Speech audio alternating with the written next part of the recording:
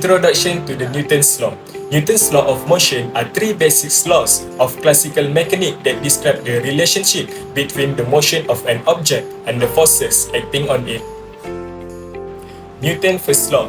Newton's first law states that if a body is at rest or moving in a constant speed at a straight line, it will remain at rest or keep moving in a straight line at a constant speed, unless it is acted upon by an external force, simplifying that estimation of A equals to 0 ms to the power of -2. Newton's first law, also known as the law of inertia. This is the first example to the law of inertia. As you can see, the initial position of the coin is at rest, which is on top of the paper. When the paper is removed, the coin will fall into the cup, and this is due to the gravitational force pull down the coin into the cup.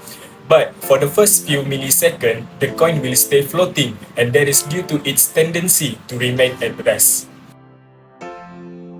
The second example to the law of inertia.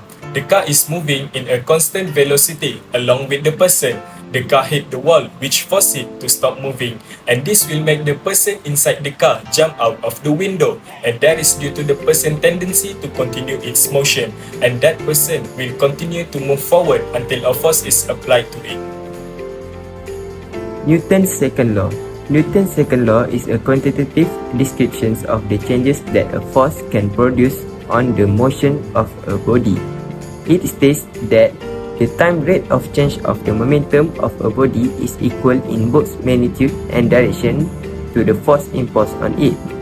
The momentum of a body is equal to the product of its mass and its velocity. Momentum, like velocity, is a vector quantity having both magnitude and direction. A force applied to a body can change the magnitude of the momentum or its directions, or both. Okay, now we move on to the first example. If we push two objects with the same force, then the lighter of the two objects will move at a higher speed compared to the heavier one.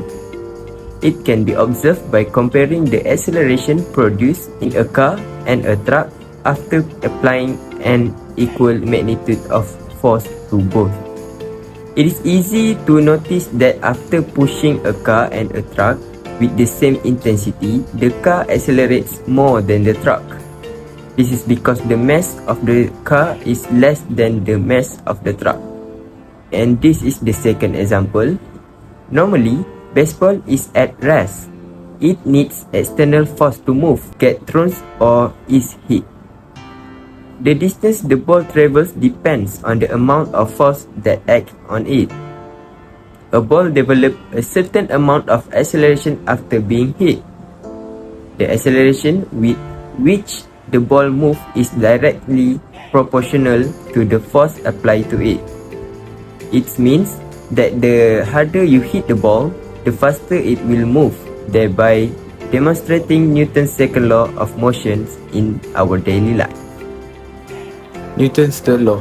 Newton's third law states that when two bodies interact, they apply forces to one another that are equal in magnitude and opposite in direction. The third law is also known as the law of action and reaction.